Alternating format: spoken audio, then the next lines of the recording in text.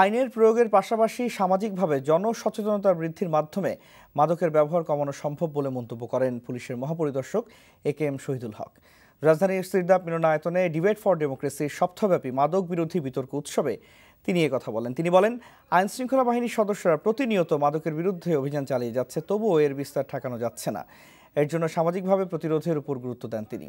Debate for democracy chairman Hasan Ahmed চৌধুরীর সভাপতিত্বে বিতর্ক উৎসবে মাদক নিয়ন্ত্রণ অধিদপ্তরের মহাপরিচালক রাকিবুর রহমান বলেন, মাদক বিস্তারে সামাজিক অবক্ষয় অনেকাংশে দায়ী। বিতর্ক উৎসবের প্রথম অধিবেশনে শহীদ স্মৃতি কলেজ ও ভিকারুন্নেসা নুন কলেজের বিতর্কিকরা অংশ নেন।